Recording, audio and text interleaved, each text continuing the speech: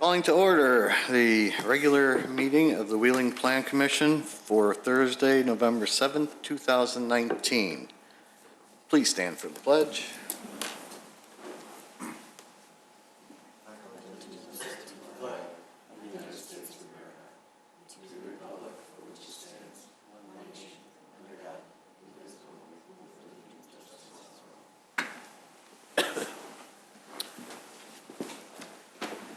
Madam Secretary, please call the roll. Thank you. Commissioner Villanova here. Commissioner Sprague? Here. Commissioner Kelsey absent. Commissioner Yedink? Here. Commissioner Thompson? Here. Commissioner Creech? Present. And Mr. Chairman? Chairman Johnson, yes, I am here. Ms. Nyes, any changes to the agenda this evening? No changes. All right. Citizens' concerns and comments. This would be for anything not on the regular agenda, just general comments. I don't know that we had anybody sign it.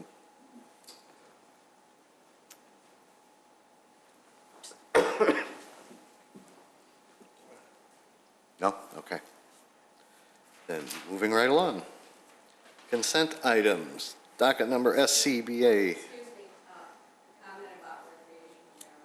That we can take those when we get to that, please. Thank you. Consent items, docket number SCBA 19-38, Vivint Solar, 70 Mesner Drive, Avenue. I make a motion to approve. Second.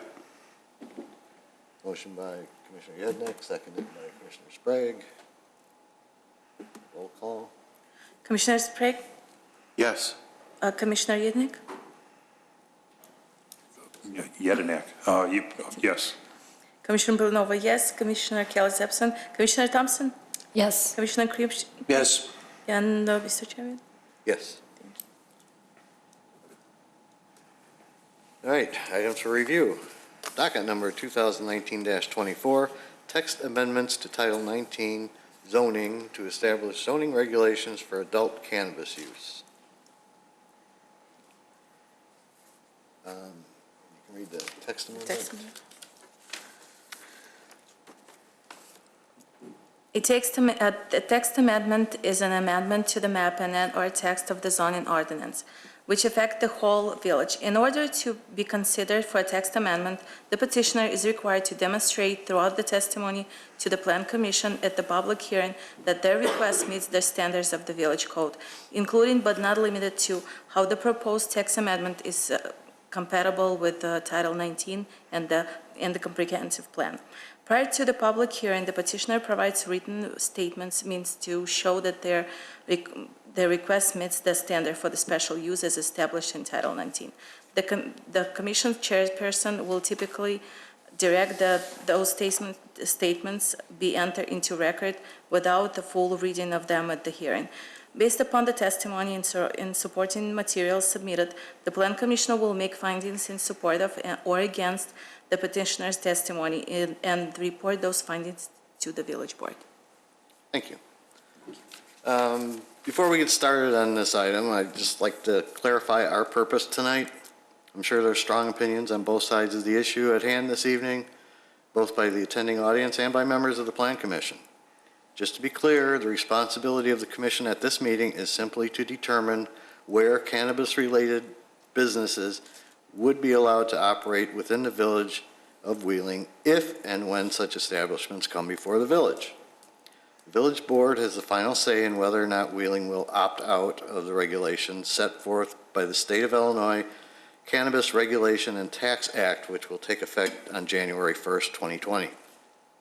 Our mission tonight is to review the text amendments to the Wheeling Municipal Code that have been drafted and presented to us by village staff as they were asked to do by the village board.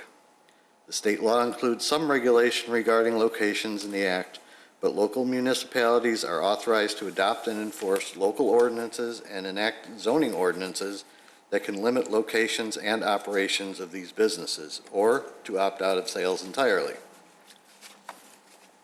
Those of the audience who would like to speak on either side of this issue will have the opportunity to do so, and your comments will be included in our televised broadcast tonight and recorded for the village board and members of the general public to review. However, the Plan Commission can only respond to questions directly related to the proposed tax amendments. Again, this is not a meeting to determine whether such businesses will be allowed in Wheeling, but rather where and how they may be allowed to operate. There are no formal requests before this commission at the present time. Such businesses will be required to apply for special use in every case, which will trigger public hearings if and when they come to the village. Following our discussion on these text amendments tonight, all comments and recommendations will be forwarded to the village board for action at their upcoming meeting. So, let us begin with Mr. Robles. Thank you. Steve Robles, Assistant Director of Community Development with the Village of Wheeling. I do have to swear you in. All right. You swear the comment or the testimony you're giving tonight to be the truth? I do. All right. All right, thank you.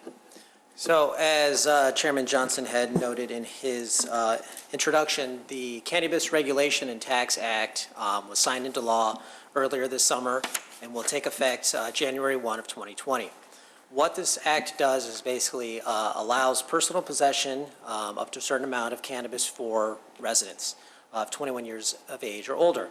And basically, that's possession and sale of the cannabis is deemed kind of recreational possession and use. The village planning staff presented the tax act and a summary, or the act and a summary of that to the village board back in September, the meeting at September 16th, presented the board with an overview of the act as well as some of the implications, both positive and negative, and whether or not the village does have an opportunity to opt out of participating in the sale of cannabis by private individuals, or to direct staff to provide some draft regulations in how such sale and distribution of cannabis would be allowed in the village. So with that, the village board at this point has decided to proceed forward with regulations on how such act can be implemented within the village starting January 1st. So municipalities cannot restrict private possession and consumption of cannabis starting January 1st. So the first and foremost, anybody who passes through the village, anybody who resides in the village has the ability to possess cannabis.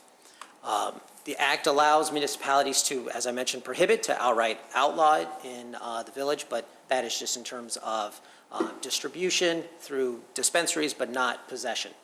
The village has the ability to again establish those reasonable regulations as imposed by the act. And there are various licenses that the act has established for cannabis-based establishments and operations. The first is the cultivation center. So this was previously part of the previous medical marijuana act, and previously cultivation centers are in existence to produce cannabis for medical consumption. Now the act expands this to just the general broad cultivation center, which is a facility that will basically produce the product that is then transported and distributed to other establishments to then do the direct point of sale. There's certain limitations on the square footage and security requirements and everything else that are all mandated by the act. The second one would be a craft grower. This is another license. This is a new license that's generated from this act. And it's similar to a cultivation center, but a craft grower is on a smaller scale. Again, they are an organization that prepares the cannabis product for distribution. This is similar to kind of like a craft brewery, where they are producing the product at a smaller scale, a different product for a smaller market. This is what a lot of people have kind of associated the craft grower with. They are allowed to be in the same location as a dispensing organization. And as the Act has defined, they are not allowed to be located within any residential area at all. And they cannot be located within 1,500 feet of another craft grower. So the Act has already established some limits on that. And as I go on further, we'll have some additional limits on that as well. Infuser is a new license as well. This is a business or an entity that basically incorporates a cannabis or cannabis concentrate into a product or a cannabis-infused product. There's a variety of these types of products, but again, this is the infuser that would prepare that and then provide it to a dispensary for sale and distribution.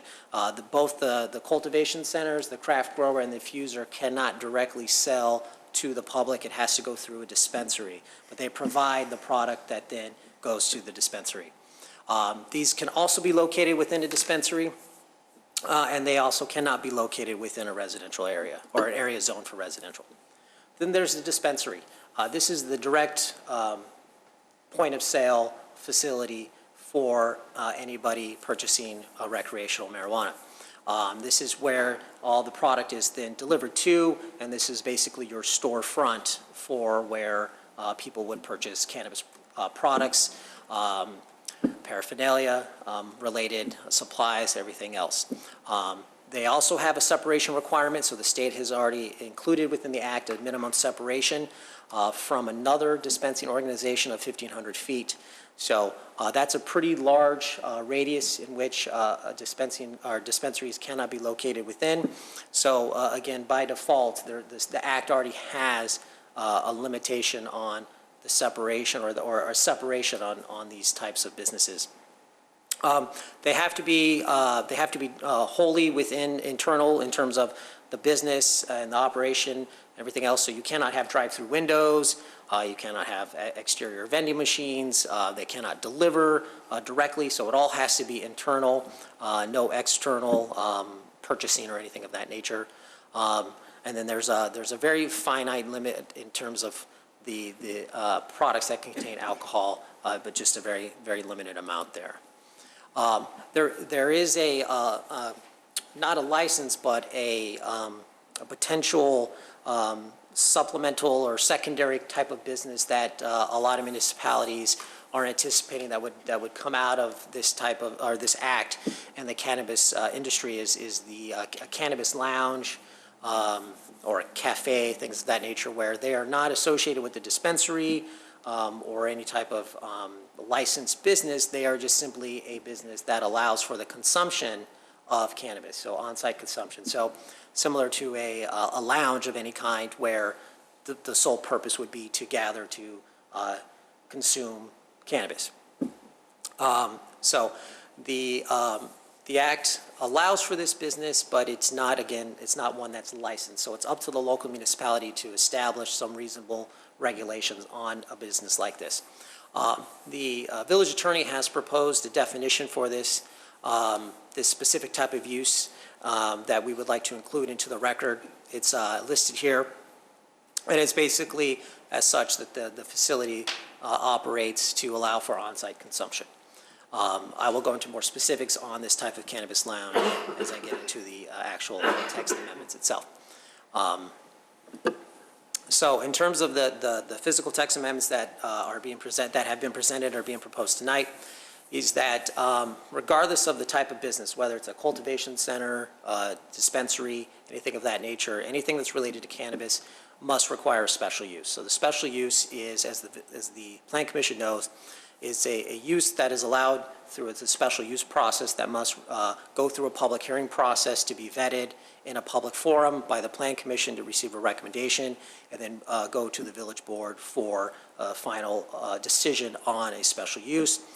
As part of that special use process is to demonstrate how the use can achieve compliance with the findings of facts or the standards that are established for a special use, which are case-by-case, site-specific. So any business that would seek to operate, any cannabis-based business that would seek to operate within the village would have to go through the special use process.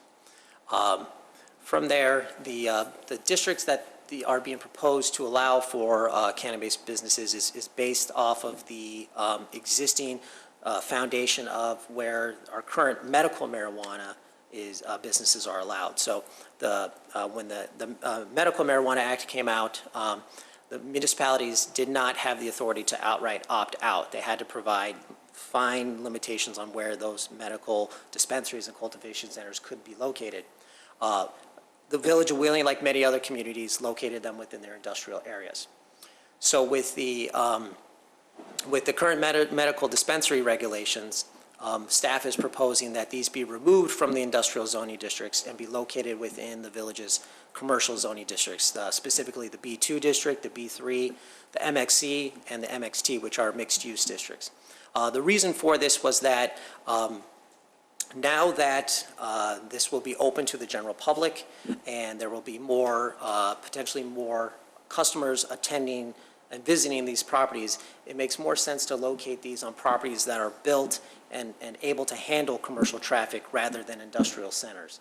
Industrial centers often at the evening time, at the close of day, are often dark. There isn't oftentimes enough parking. You have conflicts with commercial or industrial traffic and regular commercial traffic. So for those reasons, staff is proposing to locate the cannabis sales through dispensaries in these commercial districts.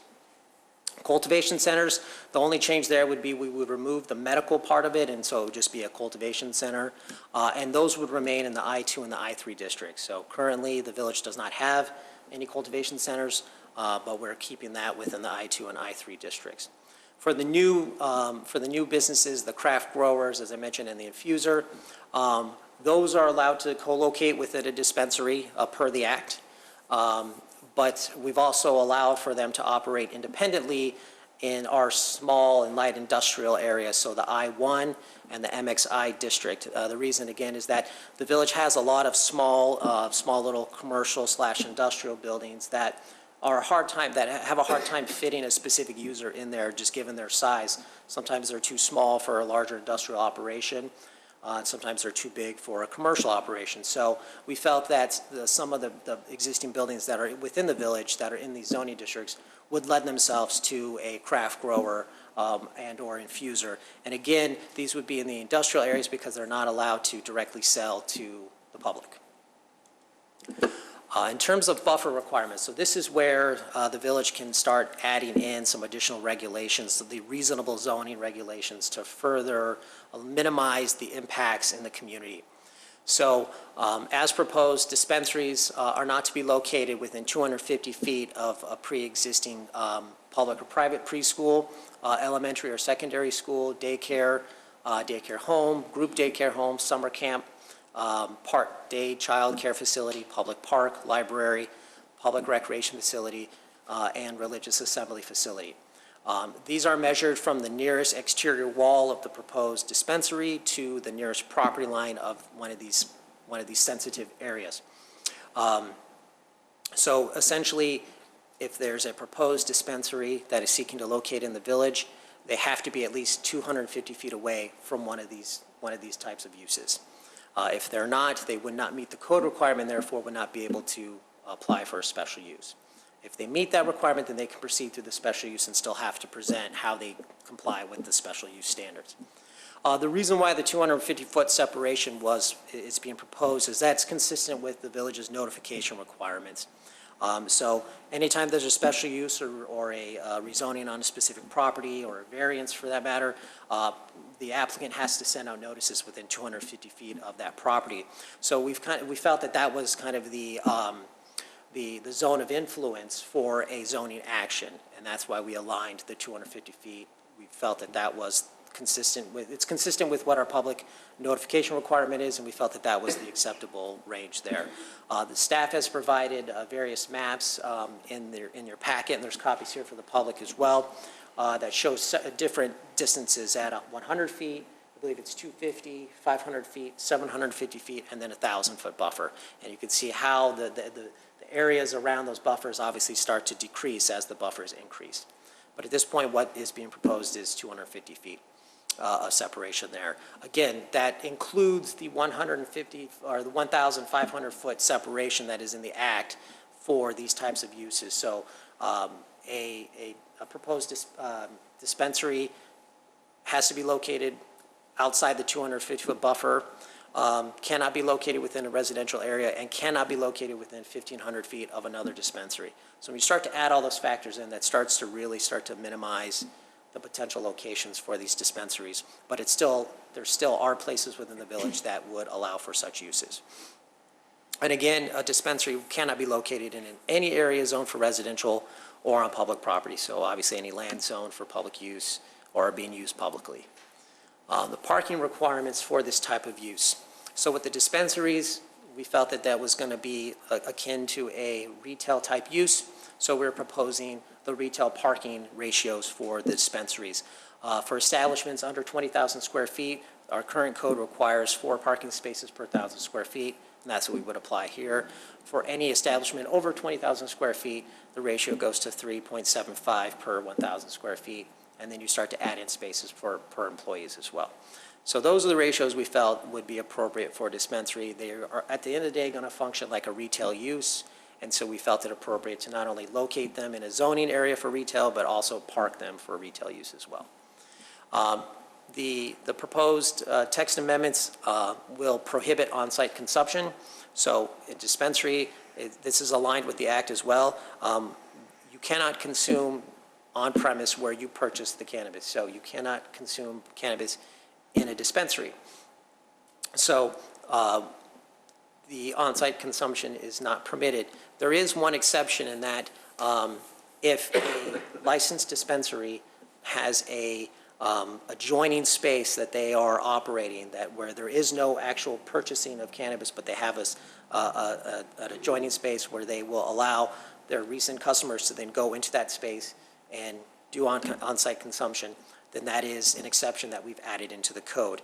That was something that was discussed with the Board of Trustees, and they did feel that that was a reasonable allowance, being that if you're already established with a dispensary, then they could have a lounge, an adjoining lounge. You would not be able to directly access the lounge from inside the dispensary. You have to have a separate separation. That's per the act as well. What this would do is it would allow, again, a dispensary to operate and have a lounge, but it would not allow an independent operator just to set up a smoking lounge, as I mentioned earlier. The reason for that is we felt that there really is no benefit to the community to just have a smoking lounge. There is no product being sold, so there is no tax benefit there, and therefore you just have a smoking lounge that is basically just a place for people to consume cannabis. Signage and advertising is consistent with the act. Basically, businesses and establishments are not allowed to advertise in any form within 1,000 feet of schools, playgrounds, hospitals, health facilities. This is all straight from the act, so we are continuing that. We also are prohibiting them from having electronic message boards, so they'll have to have a standard static sign. And they are not allowed to, they're allowed to reference cannabis, but they cannot use any slang or images or anything of that nature. So the limitations on what they can, how they advertise and how they display their business name is very limited, and a lot of that is based on the state act. Security, there is detailed requirements from the state act about what a business how they have to operate. They have to have specific point of sale machines that are connected to the state monitoring system. They have to have live monitoring, video monitoring that is connected to the state as well. They have to have licensed employees that have gone through the proper training for this. And if any one of those is not present, they are not allowed to operate. So if their video surveillance machines go down, if their point of sale machines go down, if they have a shortage of staff, they can't just call anybody else in to relieve them. They have to work within a strict set of security standards by the state, and we're carrying that over into our draft text amendment as well. So as I mentioned, this is one of the other elements that we're amending, and it's just the specifications on what zoning districts these types of uses would be allowed. As you can see, We had the medical cannabis cultivation center. We've stricken the medical since that's no longer needed. We've kept their uses as a special use within the I-2 and the I-3. We've added cannabis craft grower as a special use in the I-1, and we've added the cannabis infuser, which is a special use in the I-1. Moving down to the second table, which is our commercial and office uses, you would see where cannabis dispensary kind of slides in between bank and currency exchange. This is where we've added the dispensary as a special use in the B2 and the B3. And then continuing on, we have the cannabis craft grower as a special use in the MXI, and the cannabis infuser as a special use in the MXI with that. And here, as I mentioned, the maps that we've had showing the 100-foot buffer. These are all the grayed out areas are all the areas zoned residentially, so those are the areas that are immediately excluded from any such use. The yellow areas are the buffers that surround these sensitive areas that I outlined earlier: parks, schools, libraries, religious facilities. And you have the 100-foot buffer that's created there. Then you have the 250-foot buffer map, shows the same thing, but just the buffer area obviously expands 150 feet more.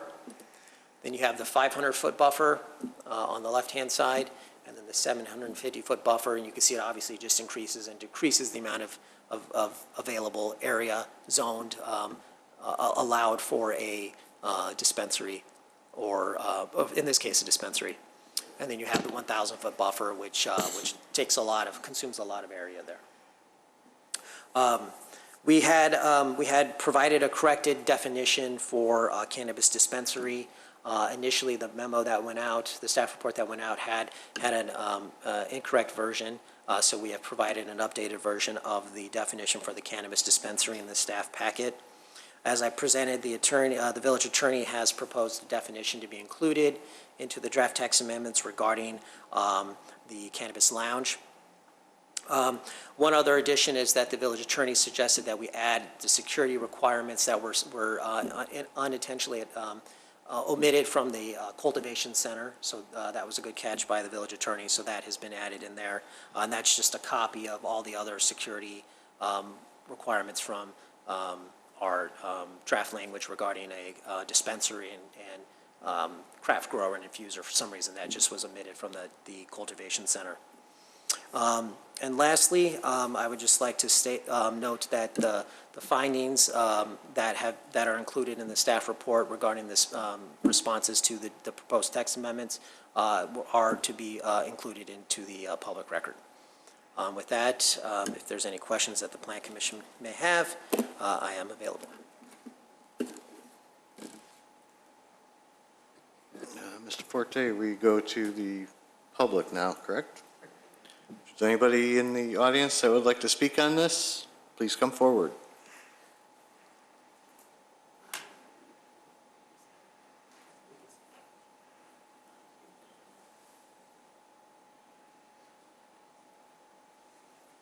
Being a public hearing, I do have to swear you in.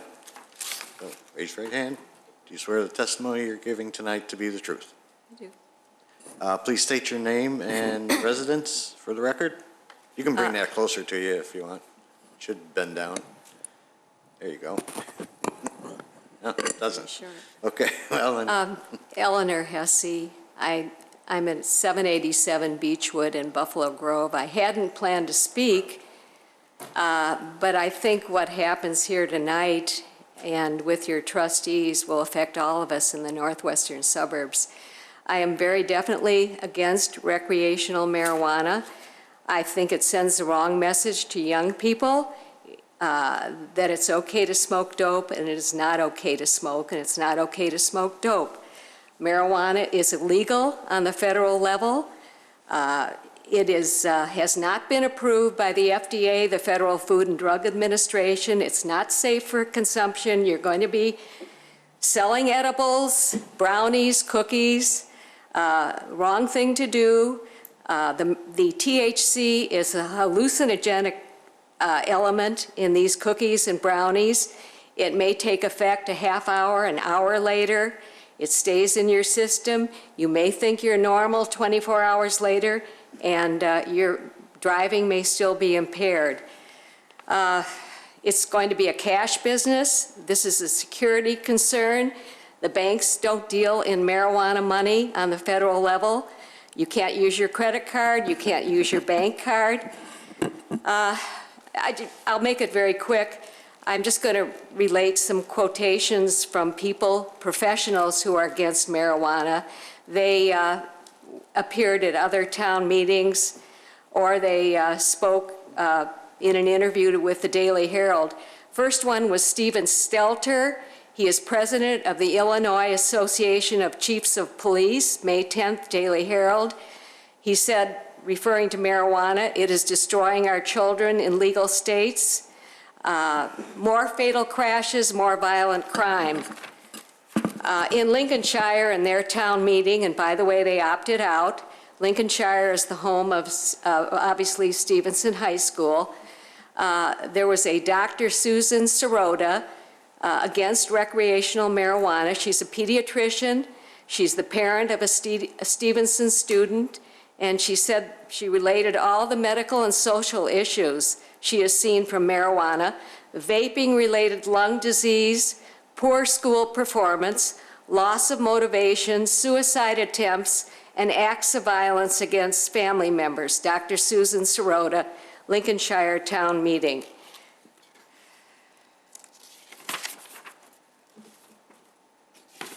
Really hadn't planned to speak. Buffalo Grove High School, where I live near, principal of the high school, associate principal, Jill Moraldo, in the town meeting. She was referring to the revenue you're going to get from legalizing recreational marijuana. The principal of Buffalo Grove High School said, "Can we put a price tag on children's mental and physical safety?" Of course, I also should mention our own Buffalo Grove trustee, David Weidenfeld. He's volunteered for 30 years at Omni on Lake Cook Road. It's a treatment center for young people, many of whom have addiction problems. And his answer to recreational marijuana approval was no, no, and no. That's a profession. In other words, a volunteer at Omni Treatment Center for 30 years. What else can you say? Here's an updated list of suburbs who have chosen to opt out.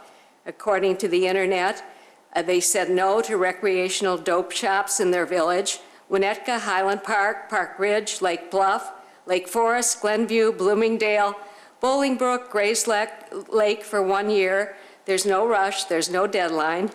Lake Barrington, Libertyville, Naperville, Vernon Hills, Long Grove, Lake Zurich, Oak Brook, Hinsdale, Downers Grove, Tower Lakes, Elmhurst, Barrington Hills, Mattawa, Bannockburn, Lincolnshire, Wilmette, and neighboring Arlington Heights. Marijuana is a gateway drug to heroin and cocaine. A physician told me that with 30 years experience. I don't know what you're getting in property taxes. At the Arlington Heights town meeting, it was determined that residents are going to get a $15 reduction in their property taxes from marijuana revenue. For Buffalo Grove, I figured it would be about $10. Take our population, 42,000 people, divide it by your $300,000 or $400,000 in marijuana revenue. It's about $10. What else can you say? I do have a question about advertising. The federal government said it is illegal to advertise cigarettes. They put warnings on packages, and you can't have commercials for cigarettes. How can you advertise marijuana? I'd like to know if there are going to be warnings on the packages. And it's very interesting that we're kind of going backwards. I heard that, or I read that in the 1960s, 42% of our population smoked tobacco. Today it's down to 14%, and that's because they stopped advertising. So why are we going in the reverse direction? and telling people it's okay to smoke. Smoking causes cancer. My sister died of lung cancer. We were very close in age. She died 15 years ago. I have a lot of questions, but I won't take up more of your time. I just think it's the wrong decision. You have Wheeling High School students. What kind of a message are you going to send to them? I have noticed you have a beautiful building here. You're improving the appearance of Dundee Road. You've got the cinema coming in. You've got restaurants, Milwaukee Road and Dundee Road, a wonderful development there. Why in the world are you going to open up stores selling dope? Thank you. Thank you. Is there anyone else who would like to comment tonight? Surprisingly not.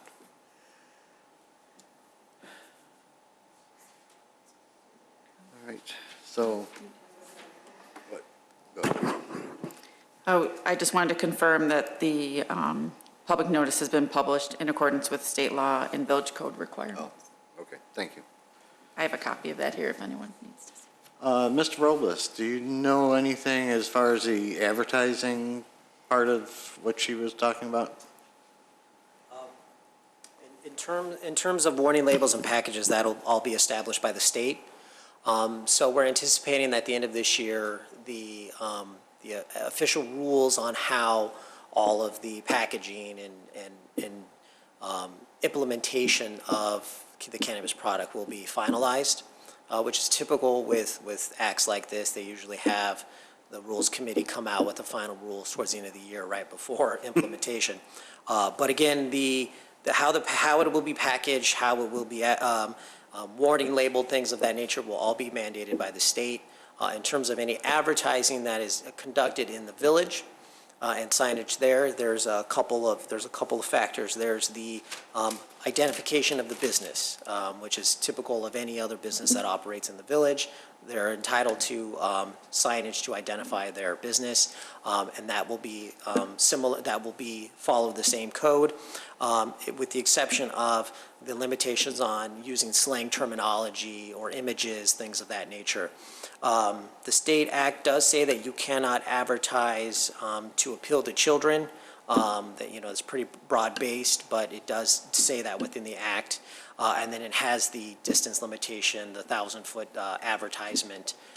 So any off-premise advertising that's done through bus shelters or benches or billboards, anything of that nature, will have to be mindful of that 1,000-foot separation requirement by the state act. So you think the state will come up with rules about advertising in bus shelters and newspapers and? Yeah, there are, in terms of the advertisement of businesses as it relates to appealing to children and being within close proximity to where people under 21 congregate or residential areas, things of that nature. But in terms of advertising your business, in terms of having a wall sign or a ground sign, a freestanding sign like you see in front of any other commercial business, that will be in terms of the time, place, and manner, the size, height, sign area, things like that is all established by the village's sign code, and then they'd be allowed to advertise their business name with some further limitation as required by the state in terms of not having any specific reference to marijuana. The actual signage, again, would be something that comes to this commission. Correct. How much flexibility are we going to have as far as, you can't use slang terms, but there are so many of them. I think what has been seen with the medical dispensaries and things of that nature is they simply just advertise the business name.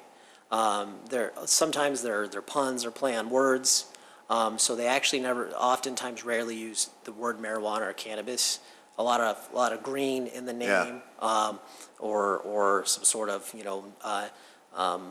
nature, things like that. But a lot of these businesses are already used to those limitations through the medical Cannabis Act, And so it's very similar to that in terms of the advertisement that they're allowed to do and how they can advertise their business.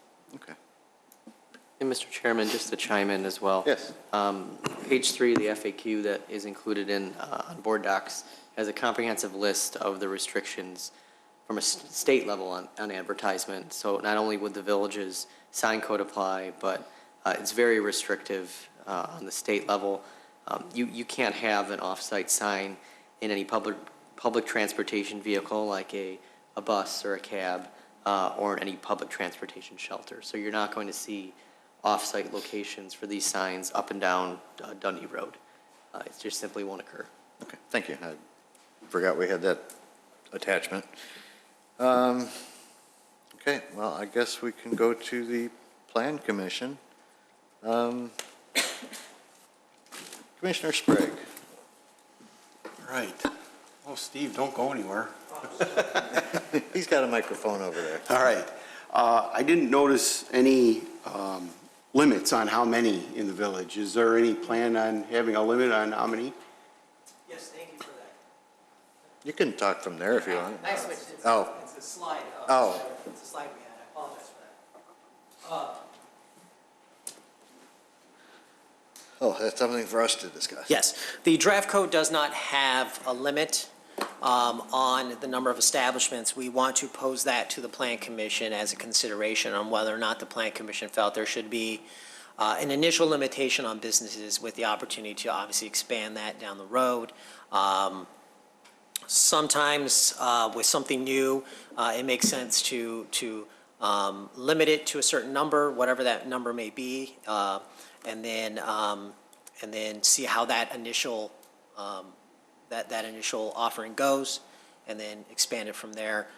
If that's the case, if the Plan Commission does prefer to establish a limitation, any increase down the road would require us to return to amend the code to basically either remove that number or increase that number to allow a little bit more. So staff wanted to propose that to the Plan Commission as whether or not the Plan Commission felt it appropriate to have a limitation initially with the option to expand it in the future, or whether or not just kind of leave it as is and through all of the separation requirements through the code and the state act, felt that was sufficient enough. Are we going to discuss what we prefer as far as changes or recommendations now, or is this just questions? Well, I wrote down that I can poll the group for Okay. the maximum number at some point. All right. But just continue on with your comments and we'll determine from there. Okay. I'm not too wild about the 250-foot buffer. I think it should be more than that. It's awful close to a lot of schools and public places. Also,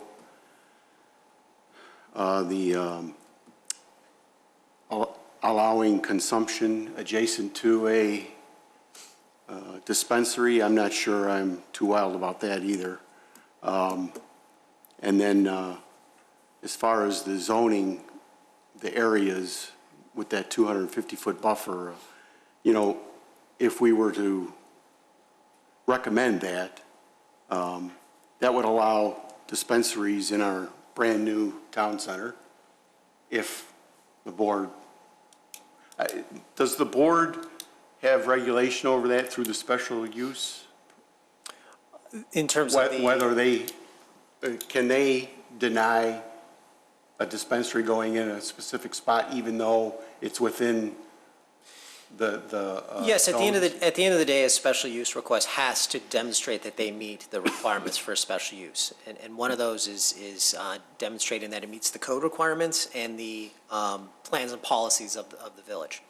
The town center does have some limitation on it because there is a daycare that is going to be opening up.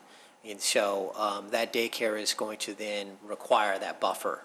So there is a limitation within that town center of where any such dispensary, if they pick that location, can go. They obviously wouldn't be able to go in the building that the residential apartments are in, but they would have to be outside of that buffer, whether it's 250, whether it's greater, from that daycare that will be open by the time any dispensary would be seeking approval with the village. So there are some limitations with that town center, but it wouldn't completely eliminate it from an eligible site. Right, yeah. And I'm just not sure residents would want something like that in the town center. Sure, You know, sure. Let's see.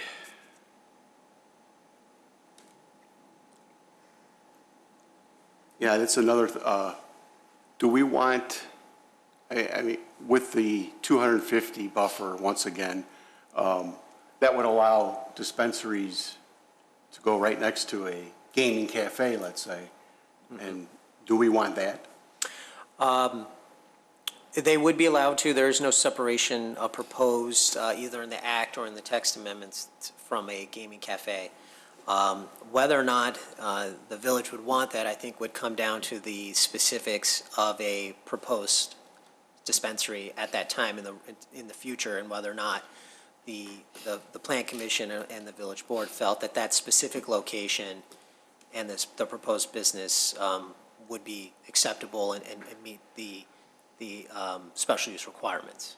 We would be allowed, either the Plan Commission or the board, to deny If you felt that the location that was being proposed did not meet one of the standards of the special use.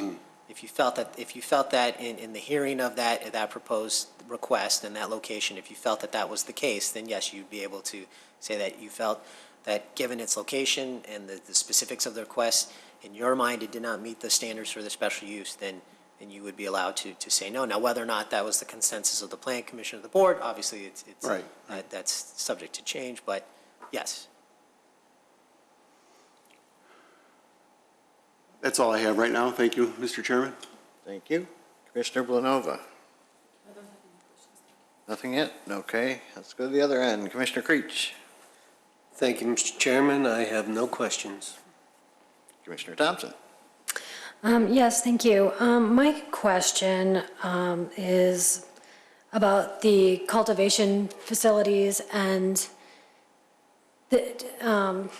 just as a former Colorado resident, I know that a lot of these places can put off a great deal of smell. So that'll really affect the values that for the residential properties and things like that in any location that's close to any cultivation facility. So I was wondering if there was something that we could do for a buffer zone when it comes to the things like cultivation facilities that produce a lot of odor. We can't, yes, the act does allow municipalities to add buffers onto cultivation centers as well. As proposed with the I2 and I3 districts, those generally are located a little bit further away from residential areas, given that they do allow for other types of industrial uses that aren't compatible with neighboring residential. That's not to say that there isn't resident nearby, but the general locations of the I2 and I3 districts aren't right next to residential areas.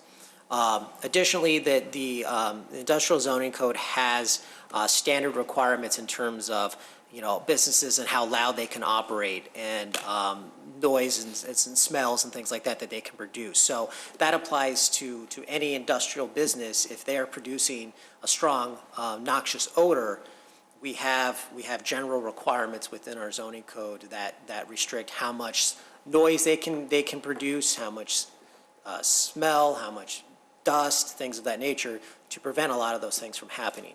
So we have those that's all within the code right now. But that being said, there are certain places of the village where you have an I2 zoning district that's very close to a residential area.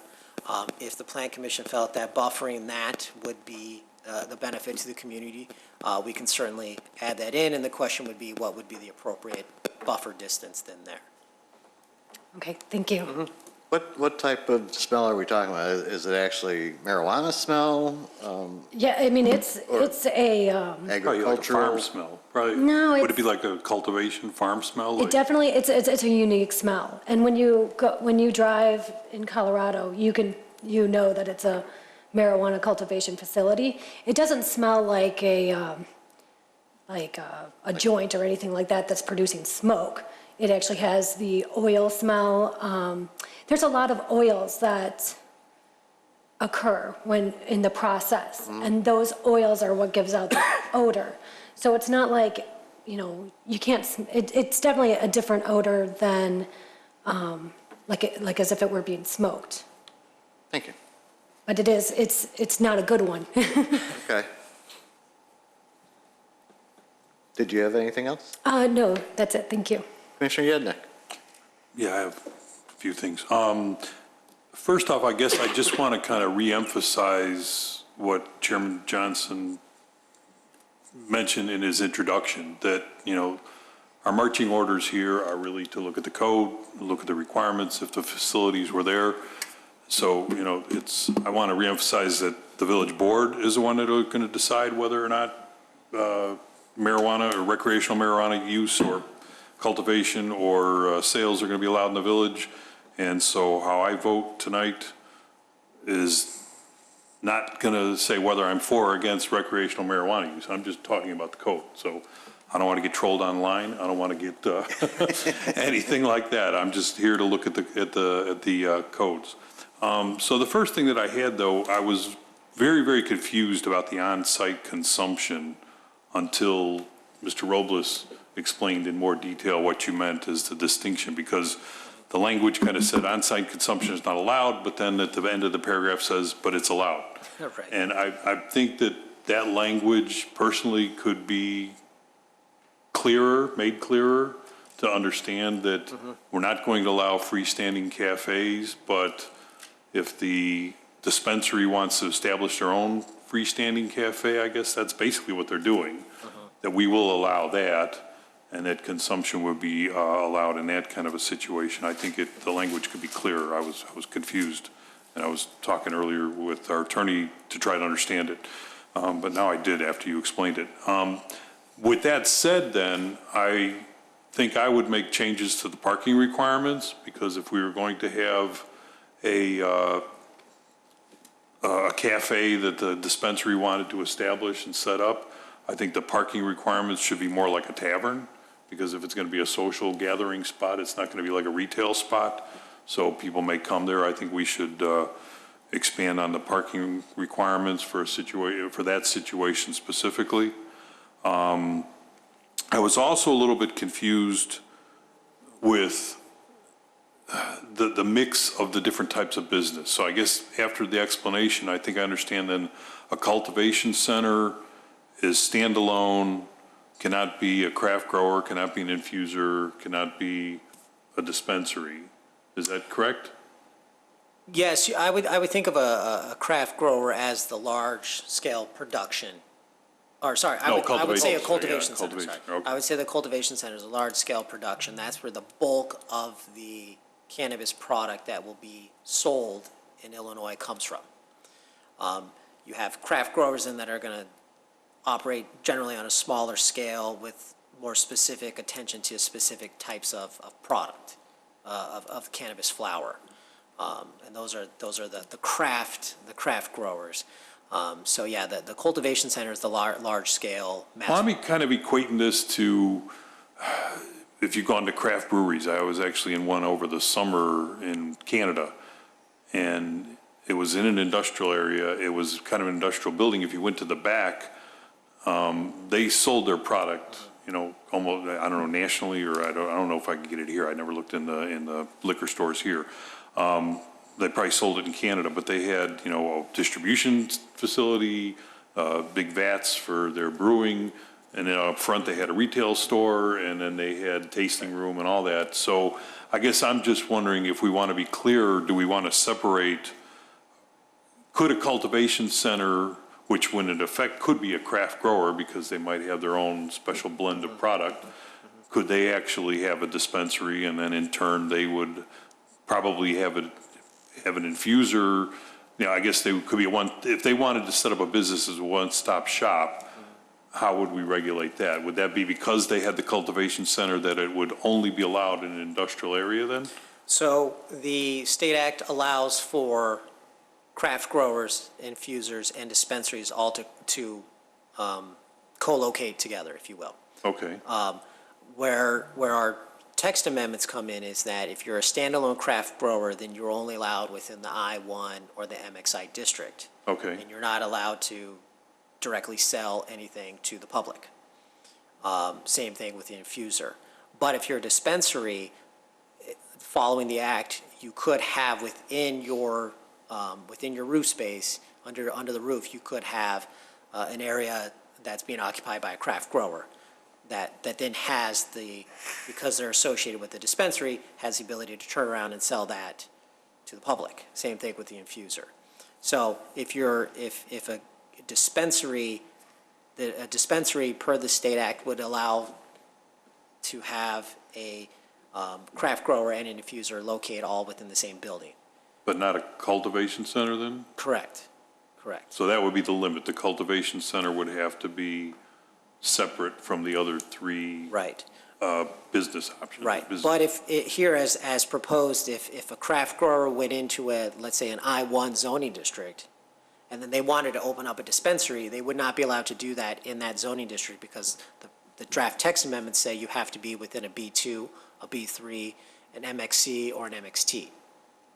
So if a craft grower decides to open up in Wheeling and they choose the industrial district, that alone already limits them that they cannot pair up with the dispensary in that same building. They would have to move to an area zoned for commercial. Well, do we want to limit that? You know, going back to my experience over the summer when I went to the craft brewery in Canada, they had their own little parking lot. They had their own, actually kind of like a beer garden in front, but everything around it was industrial. I'm just wondering if the business chose to operate or open in an industrial area, they wanted to be a one-stop shop and cover all 4 business types under one roof, and they met our parking requirements or our, lighting requirements, like you were mentioning earlier, some of those areas. I mean, would we want to restrict that? I'm not saying yes or no, my opinion one way or the other, but I'm just saying, if the village board choose to allow this business, do we want to make it so that somebody could come in and set up a business plan that allowed them to be successful? In the current draft of the state act, no. Oh, so this is the state act then? Yes, the state act would not allow for that type of function right now. Okay. I misunderstood that. I thought it was just ours. Okay. The other thing that I had question on, and okay, so just to restate, so I understand, a cultivator is going to be a separate facility. The other business types can all operate under the same roof in various combinations, as long as they're in the right zone, industrials or zoning areas that we specify and the parking regulations are met, and everything, and the signage. Okay. Correct. I would like to really say that if they're going to have a dispensary connected to if you want to call it cafe or whatever, that we would reconsider the parking requirements. The other one I was concerned about with the security, and I didn't read, I think the intro said that the act is over 600 pages long. I didn't read that. I read all the summaries that you guys provided. The security language that we had seemed to talk more about operating equipment, cameras, things like that. Nothing about personnel. Are there personnel requirements that there have to be on-site armed security guards, or anything, especially, we all know from reading in the paper, this definitely is cash business. Are those requirements in place? In terms of the armed guards or employees, I don't believe so. A lot of the security items that we have in the draft code are redundant with the state act, but they're there more for staff when we implement things, they're there for us to key in on. And so a lot of it is just for any proposed applicant to understand that there are some security requirements, but the bulk of the security requirements are going to be established by the state and are much more restrictive than what any municipality would be able to put in. there's a variety of, again, checks and balances, and that any operator, before they get their state-issued license, has to demonstrate that they meet the security requirements. And in terms of staff training, things of that nature, that's all mandated by the rules that will be ultimately finalized at the end of the year. But it's going to be very reflective of the medical marijuana when that came out as well, that you have to have, you can't just have anybody working there. Well, not only just that, I was thinking in terms of, that you go to a casino and there, all the cash is behind multi-locked doors and, barred rooms, and I'm thinking a little more along in those terms where they have to set up secure enough facilities to deter the temptation of crime. Sure. I don't want to have these businesses in town that are going to be loosely secure. No, sure. And the temptation of all that cash laying around, and I'm sure our police department wouldn't want that either. But can we require that, or is that already required in the state law? Carmen, go ahead. If you don't mind, the CRTA is very comprehensive with regard to security at all of the licensed locations. For instance, closed-circuit television that's accessible by law enforcement, live and recorded, in addition to background checks for all personnel operating at the locations, secure facilities, meaning, it's not going to be like a brewery or a craft brewery where the doors are open and you can kind of look inside or walk in and out. The deliveries are regulated. They even get as specific as the lighting and the exterior and interior of the facilities, for dispensaries at least, to deter crime. So the state law is going to supersede our code, and then we don't have to really worry about it. We don't have to write that into our own code to cover those kinds of concerns. We couldn't be any less restrictive than that. If there were more reasonable restrictions, we could impose Right, yeah, them. we couldn't be, yeah, I understand. We could maybe be harsher, but if you think that the state law is already thorough enough, then yeah, then I. It is fairly comprehensive, at Okay. least from my reading of it, but they do cover a lot of the concerns, especially with the cultivation, transporting as well. Okay. Like that's another link in the chain. And that's really but carried also for the over dispensaries. from the medical. Exactly. It was very marijuana process. comprehensive. Okay. Yeah. The access Yeah, to his dispensaries. You weren't here when we reviewed 3, I think. Yeah, no, I wasn't on the commission then. And yeah, they had a lot of security in their plans. Unfortunately, nobody, And we Got a never did license. have anybody come in for a medical Oh, yes. facility in town, yes, we had at least 3 that I know of. but nobody was approved, because I thought the intro Yeah, that nobody we was had- approved by the Oh, state. okay, gotcha. I think because they limited how many in the state, so they kind of, Mount Prospect got one, Buffalo Grove got one. Okay. We were in the middle. All right. That's all I had. I just would like to maybe clarify the on-site consumption language. I didn't understand it at first, but your explanation cleared it up for me, and then reconsider the parking requirements if we had a dispensary/cafe. That's all I had, Mr. Chairman. Thank you. Thank you.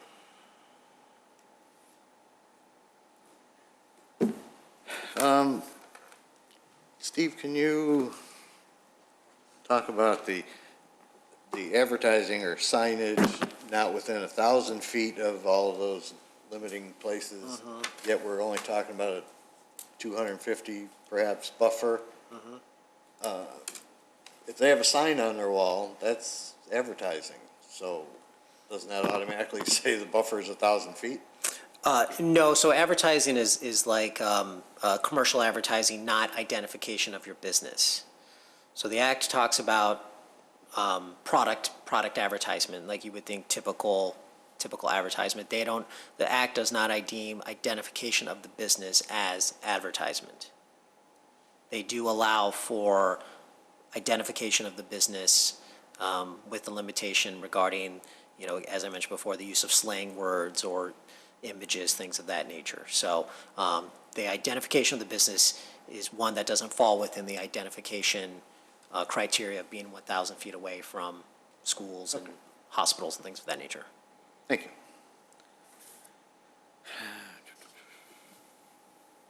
When we talk about the cultivation centers and they use the term canopy space, are they talking the square footage of where they're growing. So, I mean, it's not necessarily a canopy outside, it's. Correct, no. It's gonna be inside a building. Yes, I presume that the final rules will mimic the medical in that any of the cultivation of the product has to be done within an enclosed, secured building, not outside in a, crop field or anything like that.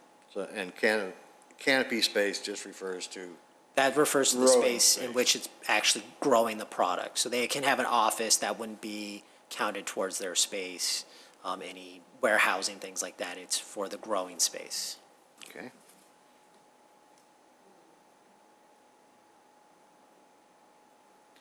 And that one definition for dispensaries, I don't know if you can go back to that. Just had a question. There. The limited to, the last line, limited to containers no larger than 100 millimeters? Is that milliliters? That's for the tinctures that I mean, are. millimeters part is of the length. Right, that's from the act, and it's related to the, not for the, not for any of the cannabis products itself. There's the state act does have limitations on the various types of cannabis product that is sold. So if it's an edible, there's a certain limitation. If it's an infused, or a vaping product, there's a limitation on that. So the state act has all of these weights and measurements in terms of how much can be sold at a time to. Seems like the wrong measurement to use. Yeah, that's what the act has. Okay. Not that our state would ever make a mistake.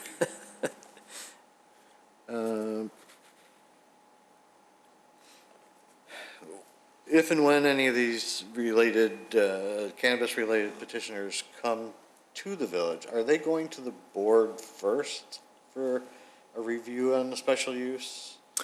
The only way that they would go to the board is if they were doing a associated major site improvement. So the sheer special use itself would not, but our code requires that any major site plan or building appearance must go to a board review for concept first. So if it were a brand-new building or a major renovation to a building, the code requires that concept review occur first, unless it's waived by the village manager. But similar to any new building, we send that forward to the village board for concept review, and it would just be on the proposed site rather than the land use itself. The land use discussion would have to occur at the public hearing with the plan commission first. Okay. And the 1,500-foot separation between any cannabis facilities, that's regardless of city borders or anything, right? So if Buffalo Grove had one on the other side of Lake Cook Road, Correct. we would still, whoever got there first. Okay. Correct. That's not us, that's the state. Correct.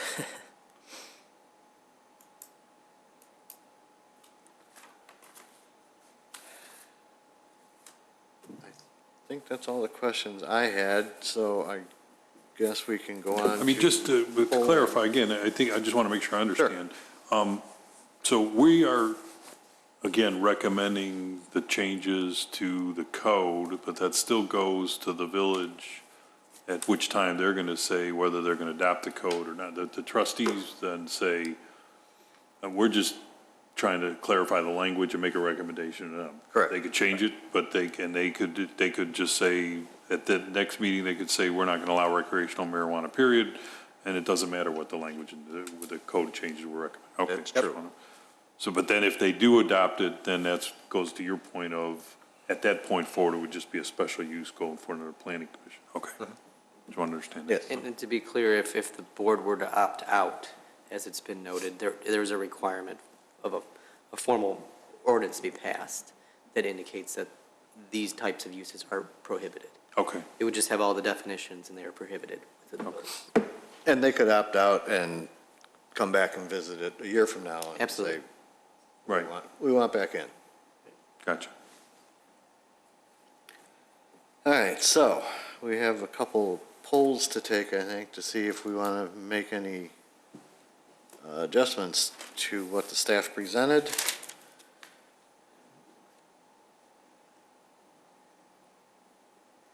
First one would be limiting the number of establishments at the present time. This could change down the road, but do we want to recommend a limitation, and if so, of how many? Mr. Sprague. Limitation of 5.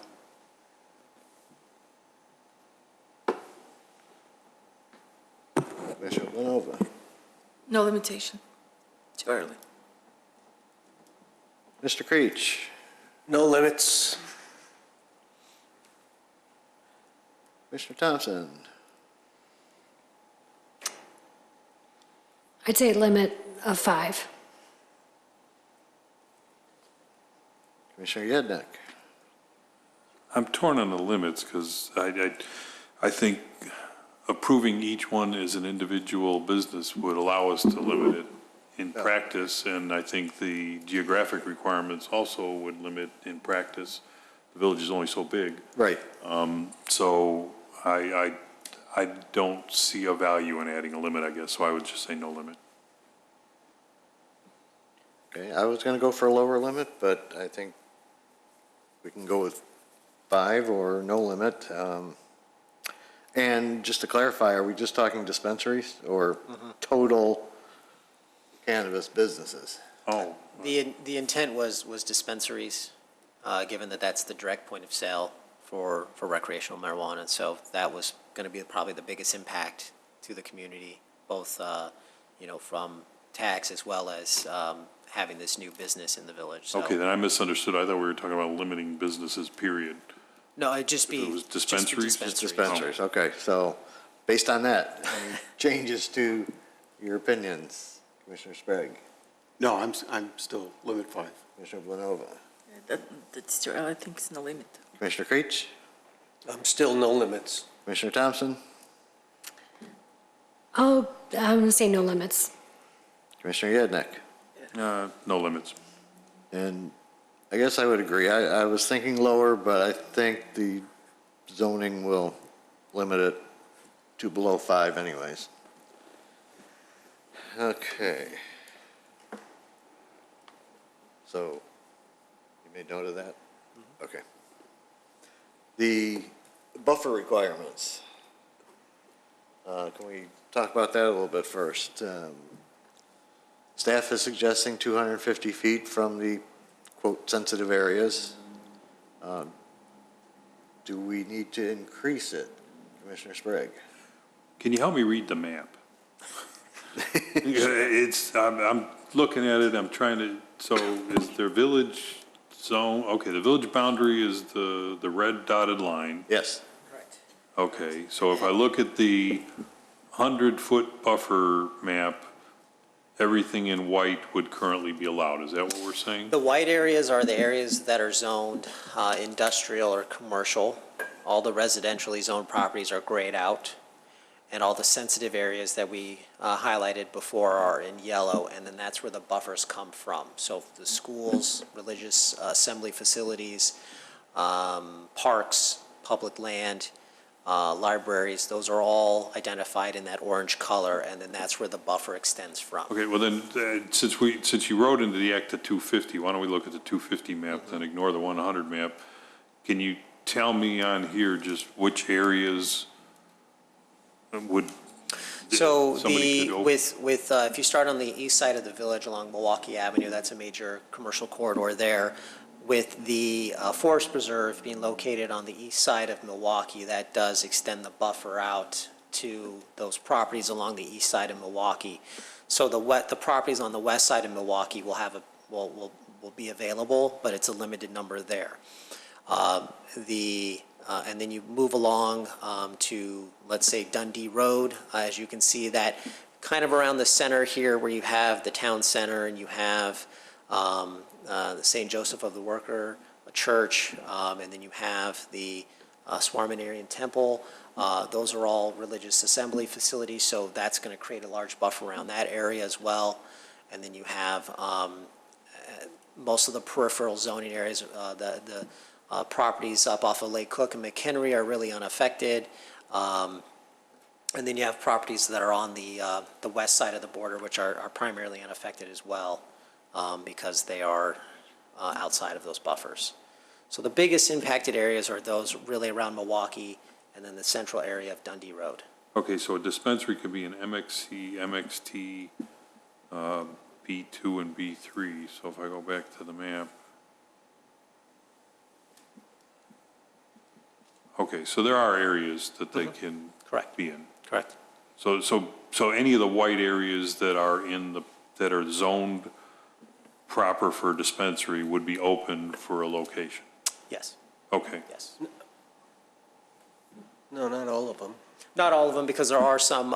Industrial There are areas. industrial zones, which would be for the cultivation center. Yeah, not all the white areas. I'm saying, Correct. like, if I'm looking at the MXT, the Yeah, MXC. yeah, if you look at the B3 zoning and it's white, that would be an area that can be, where a dispensary can be located. But wouldn't even some of the borders of that area be restricted? I'm looking at, there's a B3 right at Dundee and Milwaukee. Yes, And so if they went right up to the border of the next zone, they're going to be restricted because, so it's measured from the door to the buffer, it cannot be within that buffer area. So if there's, so for example, if you look at the Weston PUD property at the northeast corner there, okay. there's the edge, the eastern edge of the western PUD that's in the orange, but there are lots outside of that would be located there. So you just can't be within the orange areas. Okay, within the orange, okay. It doesn't automatically disqualify the entire site.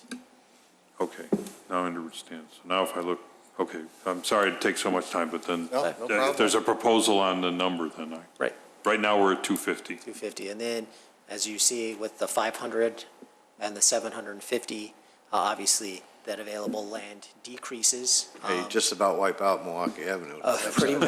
Pretty much there. You pretty much take out a lot of the major commercial corridors of the town. Again, the northwest corner is really unaffected, and the western boundaries are unaffected.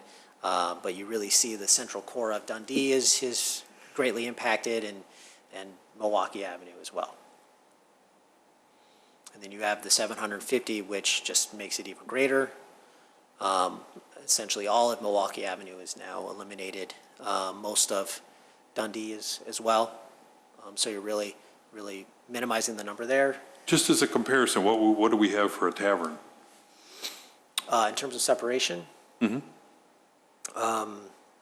Separation is from schools and daycares, correct, Carmen? And that is 1,000 feet Also taverns are 1,000 feet? from a pre-existing school. Oh, just schools and daycares, Right. but the cannabis has a more restrictive list. We're proposing to add a more restrictive list. Okay. Yes. Yes. Any other comments on buffer zones? Do we want to stay with the 250 feet, Commissioner Sprague? No, I recommend that the buffer be 750 feet. Jesus. We would have nowhere to go. Commissioner Blanova? Over 500. Commissioner Creech? I would go with staff recommendation of 250. We have a limited number of spaces that we would be able to put these in the first place. If you go to 500 or 750, we have like 2 places. So I think we're really, shooting ourselves in the foot if we go over the 250. Commissioner Thompson? Yeah, I'd have to agree. I think the 250, otherwise, the purpose of it would be. Commissioner Yednick? I'm fine with the staff recommendation. Well, I was going to go with 500, but majority has 250. So we will leave it at that and move on. The subject of adjacent lounges is the next on my list. Thoughts? I'm against it. Commissioner Blanova, Not against it. you're not against it? I'm sorry, which one? We're talking about, being next door to a dispensary, and they have a smoking lounge. No, I'm against it. You're against it, okay. Commissioner Creech? I'm not opposed to having a smoking lounge. Commissioner Thompson? I'm not opposed. Commissioner Yednek? Not opposed. In reality, I don't think a lot of businesses would set up a shop like that. But I would like to reconsider the parking because if it was a lounge, I think it would require more parking. And I am not for them, so that's a tie.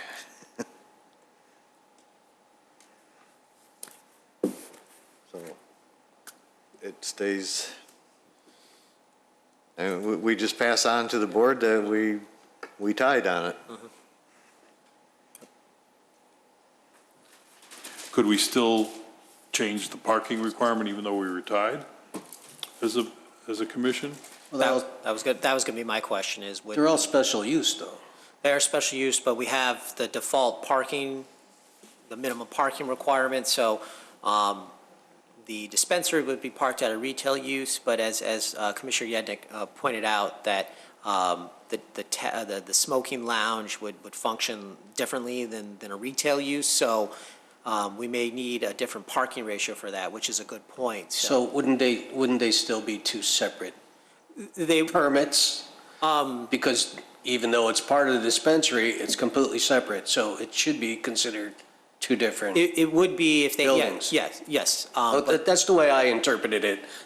That was my thinking. So when I mentioned the special use, I would think that as staff, you would look at it that way as well, but maybe I was wrong. We can, as we do with many uses, obviously the parking code doesn't have an exhaustive list of every use that's out there, so we as staff look at the most comparable use that you can associate a proposed business with. And so without any change, what we would do is we would look at, whether it be a tavern or a restaurant, something of that nature, to use the parking ratio.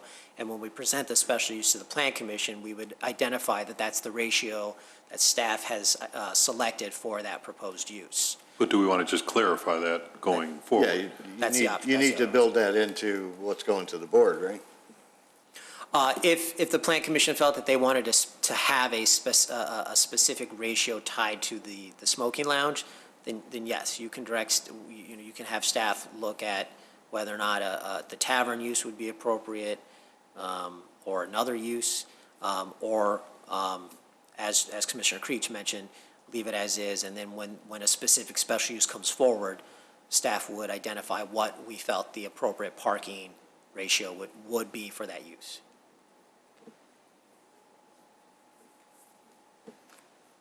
You agree with that, or do you think we should I guess if we build could, something in? I'm thinking more in terms of making it clearer to a petitioner as opposed to, right now it's, if I was a petitioner, I would look at it and say, okay, I have, I think, what was it, 2 spaces per 1,000 foot or 3 spaces per 1,000 square feet. And if I just added up my dispensary and my lounge, I'd come up with a number. And then if we came back and say, well, oh, by the way, if you're going to have a lounge, now we're saying you want, I think in the tavern, I looked at it earlier, was 2 spaces per table or something like that, or whatever the tavern ratio was. I just didn't know if we want to clarify it going. And Steve, you didn't really have anything in this as far as parking for lounges, right? Not for the lounge, no. We had for the retail and for the cultivation centers, it would be parked at a standard warehouse manufacturing type business. So those are already provided for in the code. When you have a lounge type use, typically our parking code then switches rather from square foot to whether it's number of tables, a number of seats. A restaurant, for example, is based on the number of seats you have within the Right. floor space. So that may be more relatable to a lounge than a square footage. It's really at the Yeah, I would agree with Commissioner Yednick, though. I think you need to get something into this package so that there's something there for any potential petitioner, so they know what they're getting into right up front. Yeah, if that's, we can make that a condition of the recommendation. Yeah. And then that condition be addressed and presented to the village board. Yes, please. Agreed, everybody? Yes. Sure.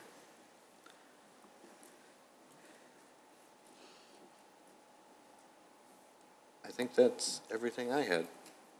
Was there anything else we needed to vote on, other than the entire package? Any last discussion items? Well, I guess I did ask about clarifying the language about on-site consumption. Would there be consideration, or does everybody feel that the language is clear enough? Mr. Robles' explanation really cleared it up for me, because I read it like 3 times, and I was like, wait a minute, the beginning of the paragraph says there's no on-site consumption, the last line of the paragraph said there's on-site consumption. But you made a distinction about that if the petitioner or if the business themselves wanted to take on a cafe, I guess, they can open a side cafe as long as it was directly adjacent to the dispensary, I guess. Maybe it's clear, and I'm sure staff will explain it to any petitioner what the requirements are. And I think with the split plan commission vote on that one regarding the adjacency itself. Right, yeah, that needs to be resolved anyway. Right. So I think that kind of is, we leave it as is right now and forward that to the village board with noting that the plan commission was split on the Allowance, right. Right. Got it. And Mr. Forte, the state law says use of the product in public is prohibited, correct? Correct. And there are definitions as to what is public. I'm sure there is. Although possession is not against the law. Right. It still has to be possessed in a certain way, sealed containers, depending on your location that you're in. Your home is not considered a public place, so you may possess and use inside your home. Just like with alcohol, you can obviously have it in your system when you're out in public, you just can't consume within the view of the public or in a location that can be reasonably expected to be in view. But you don't know if the gummy bear I have is a gummy bear or, One of the issues with determining enforcement is going to be that concern. yeah. Not everyone will be smoking cannabis. It comes in many forms. Okay. Anything else? Anybody? So, we need a motion to approve the text amendments along with the comments that we made to go on to the village board, correct? So moved. Second. With the recommendations. Thank you. Moved by Commissioner Creech, Second. seconded by Commissioner Yednick. Commissioner Creech? Yes. Commissioner Yednick? Yes. Commissioner Villanova, yes. Commissioner Sprague? No. Commissioner Thompson? Yes. And Mr. Chairman? Yes.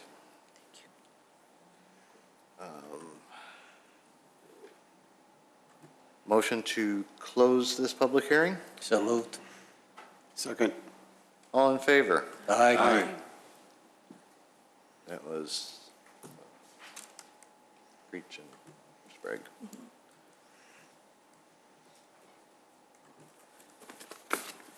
All right, moving on to approval of minutes. Approval of minutes of the regular meeting of October 10th, 2019. I hear a motion. So moved. Second. Creech and Sprague. Don't do the other ones? Okay. All in favor? Aye. We're going to hold off on approval of minutes for the regular meeting of October 17th, as the secretary was not here at that time, so we can't sign them, right? Any other business? Commissioner Sprague, I have nothing. Thank you, Mr. Chairman. Commissioner Blanova, Nothing, thank you. Commissioner Creech, Thank you, Mr. Chairman. I have nothing. Commissioner Thompson, No, thank you. Commissioner Yednek, No, I have no other business. Thank you. Mr. Forte, anything? No business? Marcy? I have nothing. Steve?